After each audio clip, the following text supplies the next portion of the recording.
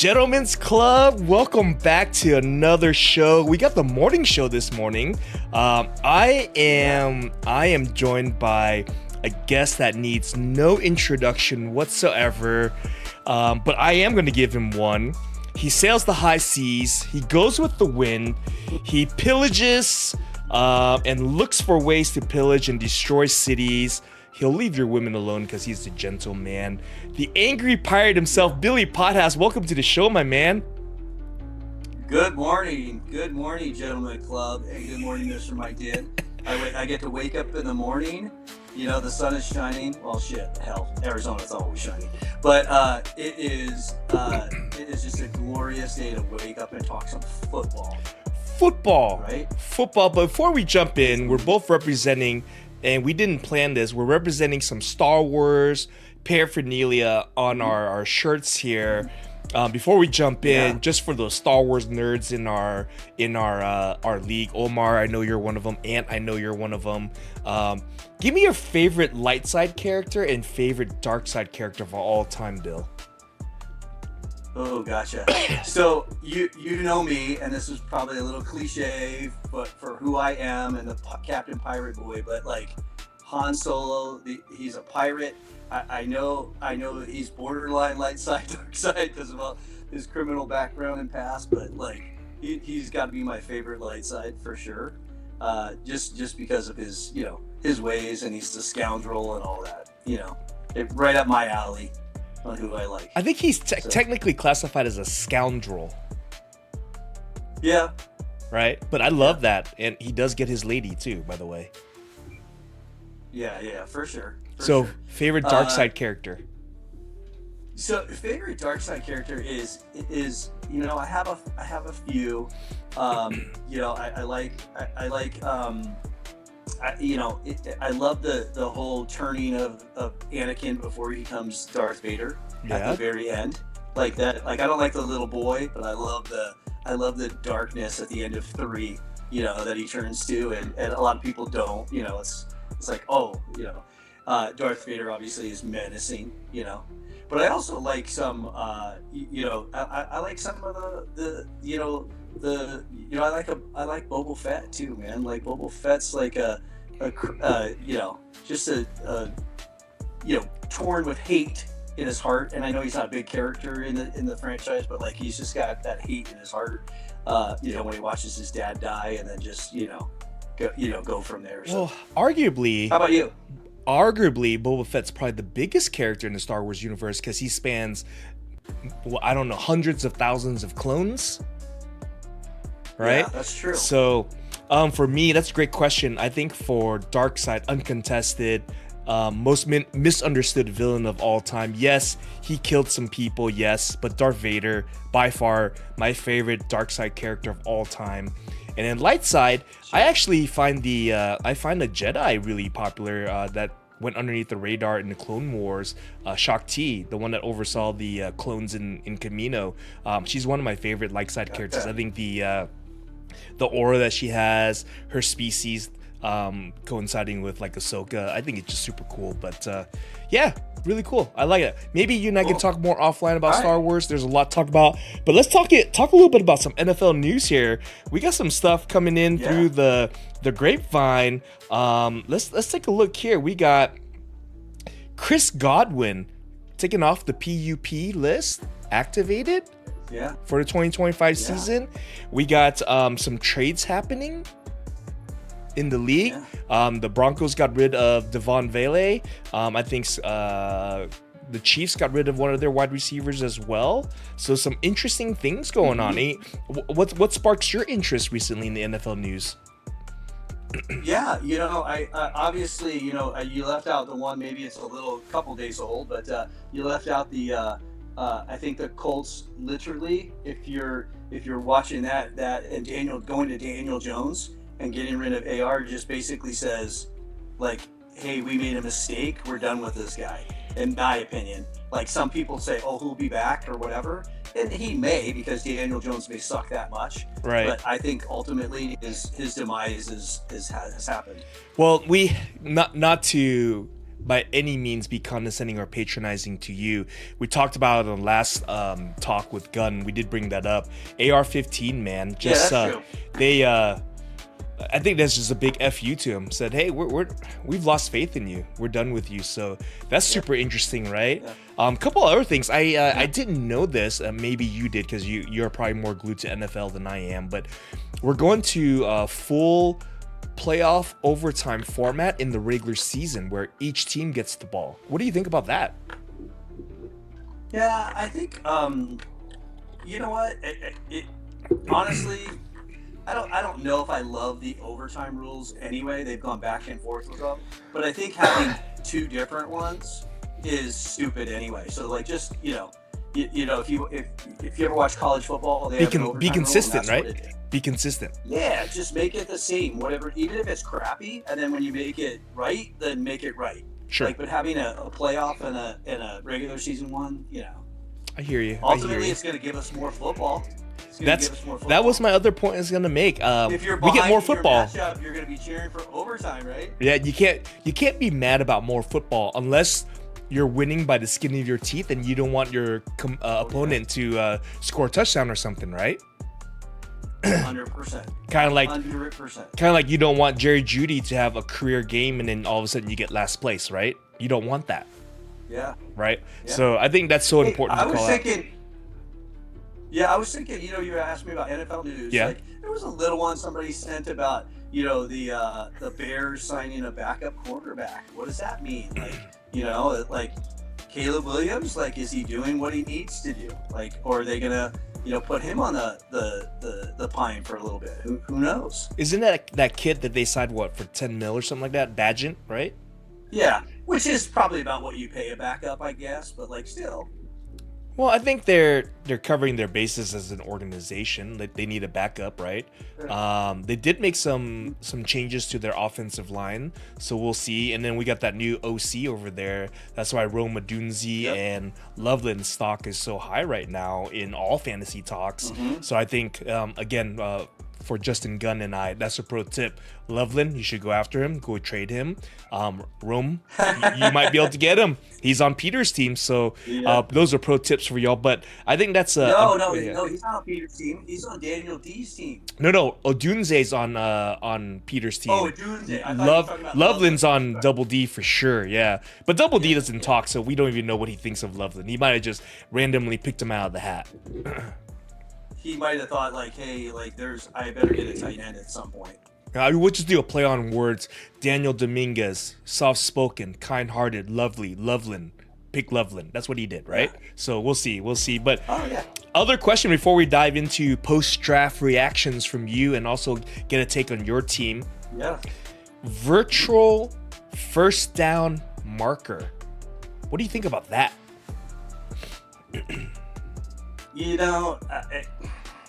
I think we as fans have been watching that forever, right? Like, you see the yellow line on the TV and then they go for a measurement and it's off.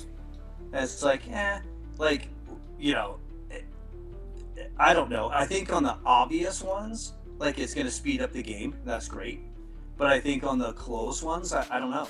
Like, I guess I don't know the whole rule. Like, can the coaches still challenge that? Like, is that a challengeable thing? Is that what can you share about that?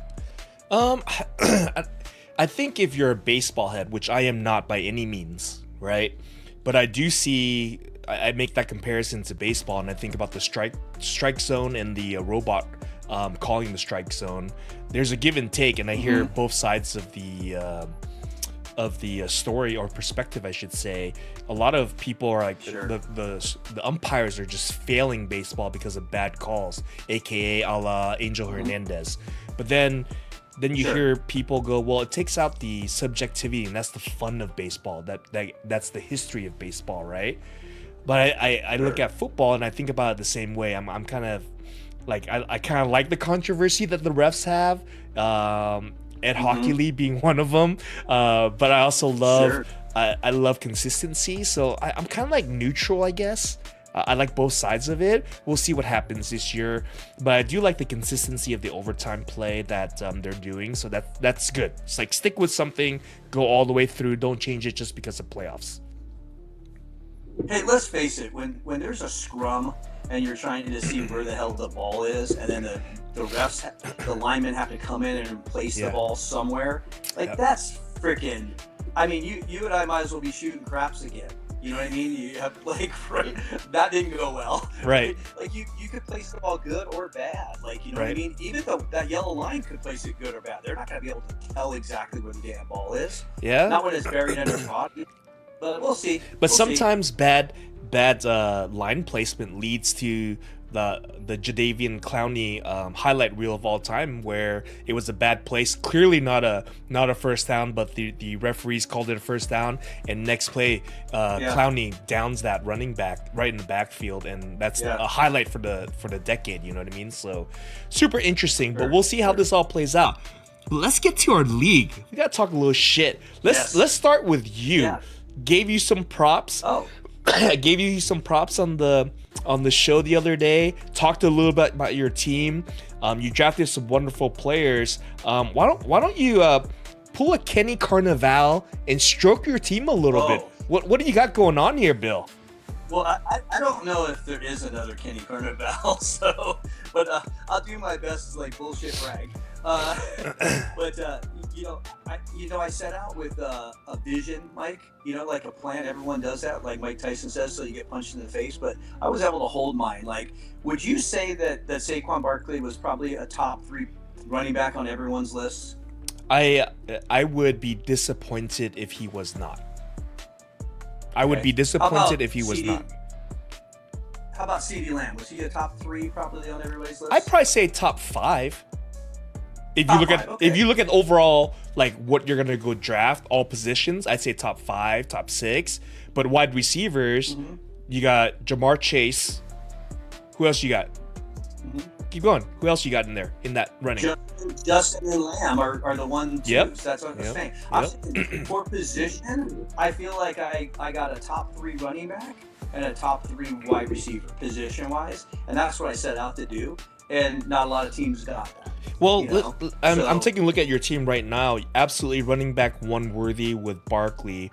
A little Pacheco action. We'll see how that pans out. I'm not a KC fan, neither are you, but we'll see how that pans out. But you got a solid wide receiver 1, CeeDee Lamb, like top prospect. Arguably another low end wide receiver 1 in JSN. Some say top tier wide receiver 2. He's the main option in the new Sam Darnold era in Seattle. So he could lead the league in targets, dude. I don't know if he'll lead in yards, but he could lead the league in targets. Yeah, like as a target hound. And we're a PPR league, so pro tip for those that are watching, that's what I mean. you wanna go after high volume players, right? Boy, that's something. Keep that in mind, because that's something we're gonna talk about later, buddy. So I also like Mark Andrews. I was outbid by you because I didn't have enough money, but I love me some Mark Andrews. I was lucky to get him late. And I like Xavier Worthy. I think he's coming out of his shell, and he's gonna have a great opportunity with Rice being suspended here mid-season, whenever that's gonna be. I think Xavier Worthy is gonna be Patrick Mahomes' number 1 here. So you got a solid team. You're going up against Anthony week 1. He's changed his name. Yeah. His new name is, let's see here, Teddy's KGB's Fantasy Guide. So he's already changed his name about 4 times so far, but you're going up against him. Yeah. What are your thoughts on your first week opponent here? Well, I'm going to say this about this. This is what I'll say about Ant's team. So I would say that Ant has a lot of good NFL fantasy players, but I'm going to ask you this question, Mike. How does a team full of good NFL players and no studs typically do in this league? Well, it's that stars and scrubs mentality. And then right in the middle, you would probably put in like average or mediocre. They do not win. Oh, yeah. So ask me, how did Billy P do in his first 3 or 4 drafts in this league? Well, I drafted just like Ant did. It took you 5 years to make the playoffs. Lots of them, right? and it was only because last year I had some studs like Jefferson and those guys. You know what I mean? Like, I finally figured out, like, hey, you got to try these high reward, some risk for sure. You know. Well, Like, there's most people, there's I not know going to you be any mentioned- risks other than injury, right? If you go after the studs. Yes. Like Correct, CMC. Correct. God bless Lil Squirt Gun. High prospect last year. He couldn't fight the injury bug. Right? It's just No. what it is. No. Yeah. Yeah. I like what you're saying. So Ant's got a lot. Ant's got some bench. You know, he's going to struggle to figure out who he's going to play against me because he's got choices. You know, when you draft like a start, you know, a high end team, you already know who you're going to play. You know what I mean? I noticed you didn't mention DK Metcalf on my team, and a lot of people were down on him, and I understand he might be washed, but you know what? You know what? Aaron Rodgers sucks. You know what he does though? He forces the ball to his top receiver. Do you know who else is on Pittsburgh in the receiving corps? Who? I didn't think so. No one does. So No one does. let me I ask you think this their number question, two is though. Calvin Austin or something. Yeah. So let me ask you this question: How sustainable and solid is Pittsburgh Steelers O line? That's the big question. Oh, you know what? As probably as damn good as the Jets were last year, and yet Devontae Adams got peppered with targets. You know, it's going to be one of those things where DK at halftime has like 2 points for me, and then DK in the fourth quarter gets me 15 to 20 because he's just going to pepper it. So I you're could be wrong, dude, banking but- you're banking heavily. Let's call it what it is. You're banking heavily on Aaron Rodgers' garbage time. Oh, dude, 100%. Well, and that the fact that he's got no one else. You tell me who else. He's got none of his boys. There's no, you know. Anyway, we'll move on. But, No, it's okay. We'll see. We'll see. I'm prognosticating that. I could be Prog- wrong. Maybe he's wrong, but prognosticating. have You sound seen- like Kenny right there. have you Prognosticating. Have you seen DK in person? He's not little. He's a big boy, and he's fast. Bill, I can't say that I've seen a lot of NFL players in person, let alone a human specimen like DK Metcalf. But You know what I mean? I do. I mean, he's no little wide receiver. Anyway, So, give me your odds on beating Ant week 1, getting the 2-0 win, median and true win. honestly, I would say I'd put it at about 2/3.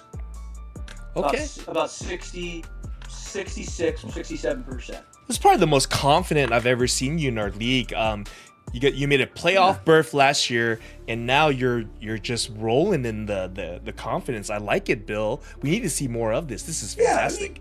You look at the team. What would you put it at? I wouldn't say like it's a guaranteed win, but like I'd say 2 out of 3 weeks I'm gonna win that matchup. Yeah. Okay, 2 out of 3 weeks, 67% is what you're saying. Yeah. All right, not bad. All right, Yeah. so I'm realistic. love to get your perspective. Is there before we move on to getting your hot take on who had the worst draft, any other team you wanna talk about here? I want to give you the floor here.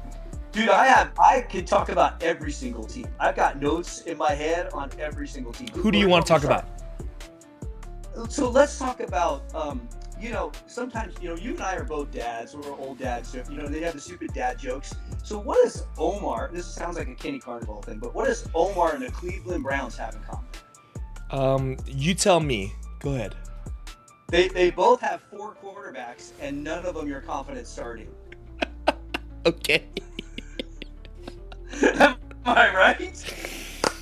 Well, we're gonna obviously once I publish this, we're gonna see what Omar says. I'm sure we'll have some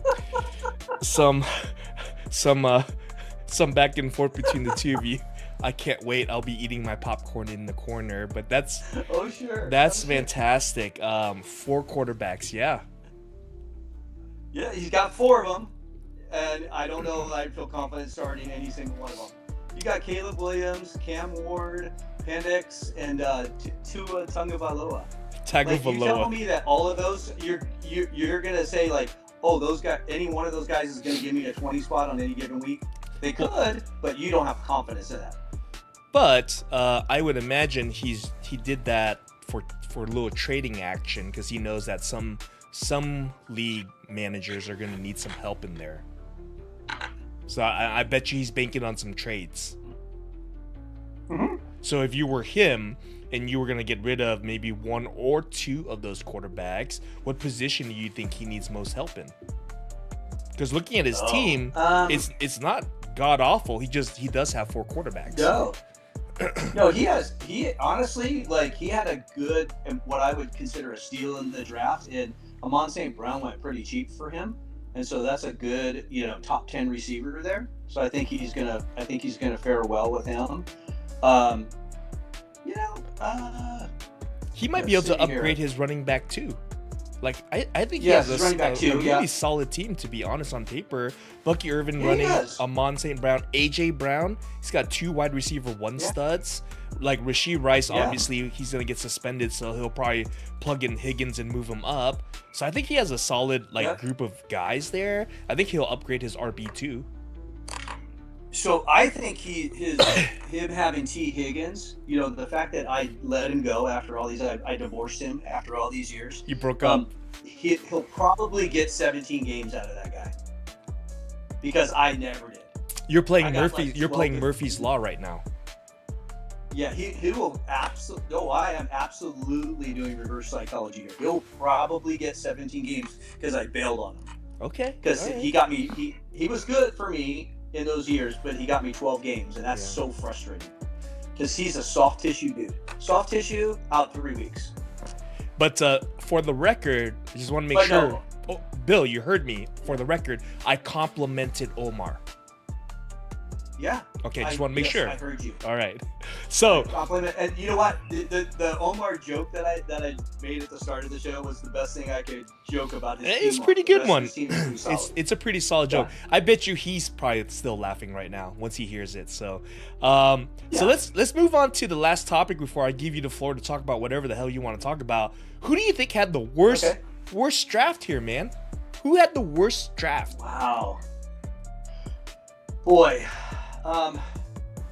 that's a little bit of a toss-up for me, but I know we've been picking on Kenny because he drafted a second, TE, and then I think it just threw him off. So let me talk about the contenders, okay? So let's talk about Kenny first. So you know what? Him drafting George Kittle wasn't actually the most surprising thing when I looked a little deeper on his team. You know what the most surprising thing was on his team? What's that? I'm going to have to go to Peter's team. I'm going to have to go to Peter's team for a second. Peter drafted Kyler Murray. So Kenny Carnival, who touted how good Trey McBride is, and don't get me wrong, I take Trey McBride on my team in a heartbeat. Remember how many touchdowns Trey McBride had last year? I'll give you a hint.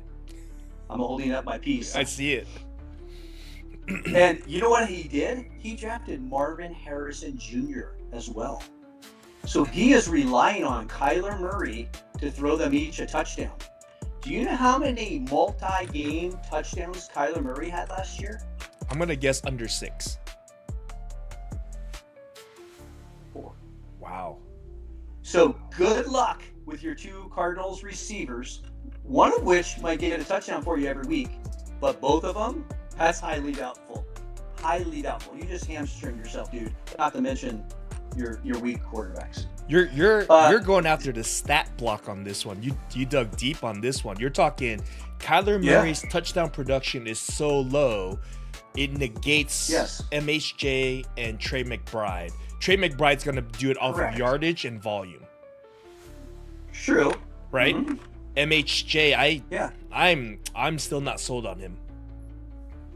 Yeah, but us in this league, you have yardage and volume players, and that's what you rely on for their floor week in, week out. But it's the 2 touchdowns from your Jamar Chase or 2. You know what I mean?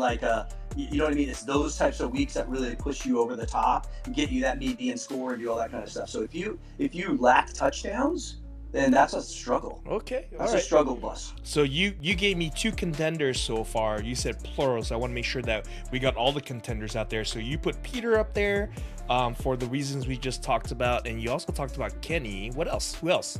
Yeah. Well, I think I'm probably going to be dead wrong on this one, Okay. but I think Peter, who's new to our league, drafted so many freaking running backs on his team, his whole entire bench, his team, and his keeper is an RB2 handcuff. So that's the most curious thing I've ever seen in my life. I have to be honest with you. I thought he was going to go after Walker when he drafted Charbonneau, but he's just going to wait until Walker gets hurt. Tell me about that strategy. Well, just reading up on the news in his defense, I hear what you're saying and I Yes. don't disagree. But it's turning more into a timeshare in Seattle than it is a true handcuff right now. So I think that he got a discount on Chardonnay. That's our new name for him, Chardonnay. Chardonnay, love it. And he may actually pan out for Peter. But I hear what you're saying, like going into the draft, not knowing what we know now. That's a tough pill to swallow. I hear you. All right. Yeah. I also I'm a little worried about his receivers, and he got some bad news in the Godwin stuff because he was counting on Mbuka from who's that rookie for Tampa? Yeah. In his flex spot, I see. And so like that would be a good play while Godwin's out. But with Godwin there and Evans, that's going to be tough sliding for a rookie out of the gate. He's rostering. So I worry about him early on. I think late he'll be fine, but I worry about his team early on. I agree, but and then also looking at his team, I see and I count them here: Cook, Hubbard, Benson, Tracy, Judkins, Chardonnay. What do all those names have in common? 6 running backs on his team. He has 6 running backs on his team, right? That's why I was worried for him because so I just had his Ibuka. He doesn't have another receiver to put in there, so he'll probably slide in there. Obviously, but which one of those are you going to slide in there? I don't know. He's definitely having six running backs. Definitely covers the 2 starting rosters and potentially a flex. But pro tip for Peter: this is a 3 wide receiver league. That's right. And a flex, so arguably you're gonna put a high ceiling player in your flex. Pro tip. Yeah, so you probably want 5 wide receivers on your roster total, at least 4. Pro tip. Yeah, 4, I think. Pro tip coming from the show. Pro tip coming from the show. Yeah, pro tip. All right, so it sounds like you're probably favoring Peter as having the worst draft of them all, is what I'm hearing. It's between Peter and the quarterback list. Kenny, Okay. But I say Peter because Kenny has some studs at least. He does have Jefferson on his team. He has my boy Kamara, who who probably is going to be on the worst team in the league, but he'll still get some touches. Somebody's got to touch the ball. He has no competition in that running back room in the Saints. I think he's gonna. Nope. PPR machine. He's going to be back to his normal self here. Hopefully, the quarterback can throw to him. That's about it. That's the only question right now. Yeah. So, all right. Well, thank you for your talk about the champs team. Sure. Yeah. Go ahead. We got about 5 minutes before free AOL kicks me off here. But go ahead. Okay. Then I'll hurry and run through my notes that I have. So last year, he had a stud quarterback, Lamar, and a stud running back in Saquon Barkley, right? So this year, he goes out there. You know what one of his first drafts was? Bijan Robinson. Stud, man. Top 3 RB. I'm like, oh, he's on his way. Number 1 RB and then, right now. Yeah, probably number 1, yeah. So then he stops there. He doesn't get his second stud. I don't know about you, but if I won the league drafting 2 studs, I'd probably turn around and do something similar to the following year. So I'm a little concerned. He's got a lot of Chargers on his team. I love me some Justin Herbert, but he's going to ask Herbert at his rookie running back and Ladd McConkey, who's Ladd's great, but Keenan Allen's back and Herbert has a connection with him, so that could be a little dicey there. But overall, I like his team. Don't get me wrong, but it's I'm surprised he didn't go for 2 studs. Yeah, I think he was banking on the fact that he kept Ladd and Geno at a great value. I kind of tend to agree with you. I would love to have seen him go after another stud. He's really, really in the Chargers pocket this year. Week 12 is going to be hell for him to figure out that bye week. So it's going to be interesting to see what moves he makes. Gunn and I talked a little bit about it. He kept Geno Smith, but puts him on the bench. We'll see. Like, obviously, the season hasn't started yet. Maybe he's just fucking around, but he is sitting on the bench. He is sitting on the bench. We'll so see. I hear what you're saying. All right. Let's talk about your team. Sure, go ahead. I'll give you the floor. I'll give you the good first. How about the good first? I would say you have the best stack in the league. Chase and Burrow, that stack is going to be monstrous. You are also going to be living and dying by it. That's it. And I know you said that before, but like you are living and dying with that. My other concern for you is I think you have a good couple of 1-2 punches in your running backs, but you have to remember they're both rookies. So you never know. There's a big jump from a rookie running back of playing 12 or 13 games to playing 17 in the NFL and getting hit by grown-ass men and not other boys. But I think you got two good starting running backs. I think that RJ Harvey is a bit of a sleeper because I think when Peyton gets his guy, Sean Payton that is, he sticks with it, a la Bo Nix. Yeah, and I think I love your commentary. I would only slightly disagree. Harvey, I don't know enough about as far as this next statement, but Genty showed in preseason now. Granted, preseason, I get it. It's preseason, but your grown man comment, he ran over those grown men. He put down the truck stick and ran them over. I'm not rooting for the Raiders, but I would like Ashton Genty and Jacoby Myers to step it up. Jacoby Myers is the number one for Geno Smith this year. Should be pretty spectacular. We'll see a lot more accurate than O'Connell. Raiders, Broncos, and Bengals, man. You got. That's your weekly lineup every week. So, I'm a AFC cheerleader. Let's talk I know we're running out of time, so let's talk Wyckoff.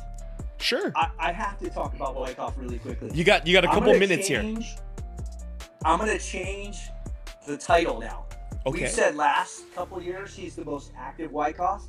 This year I'm gonna give him the word engaged. He's the most engaged Wyckoff. What he did at the draft and actually how he drafted, I've never seen him more engaged. He's got a pretty solid team. He really does. He has a really solid team. He had a good couple of keepers, and then he built on from there. So I think he's, for the first year, I think he's going to give me some competition in our bet. Really? I'm not worried, but I think in the first year. Now that is, of course, unless he fucks it up by making stupid trades or dropping players he shouldn't, which is obviously, there's always that Wyckoff. So there's always the old Wyckoff slipping back. But you got, he was the star of the show at the draft for sure. He did well. I like his team. It's the best Wyckoff version that I've ever seen. We'll call this one version 4.1. Really good version. Yeah, there you go. Great draft. Love his keeper. Love Chase Brown. I'm a Bengals fan right now, obviously for good reason. So we'll see what happens there. Hopefully Joe Burrow can do a little dump ski to Chase Brown and throw that deep ball to Mr. Jamar. But man, some good commentary. Love what you have here. So you got like a minute here. The floor is yours. Say, let the people know what you got going on, my man. Well, I think you know what, I'm coming for it. My whole goal this year is to improve upon last year. So last year I finally made the playoffs. Wasn't, to be honest with you, worried about that first round, and in the second round I ran up against the Beard, and I knew that team was the team that was going to smack me, and then won the whatever the third round matchup was. So overall, not too shabby. I had a ton of injuries last year and overcame that. So this year, if I can, obviously you never know, you get some injury luck or whatever, then I'm coming for it, And I know Gunn thinks he's at the top of the podium, and with his blah blah blah, 2 best keepers, blah blah blah, 2 running quarterbacks, whatever. We all, let's just give him the fucking trophy now. Bullshit. But we're all going to be coming for him, and I'll be leading that charge up that mountain. Well said, sir. We'll see how the season pans out. We're just a short few days away from it here, so super excited. Bill, thank you for joining the show, and that's what I got. So absolutely. Your OG commish out.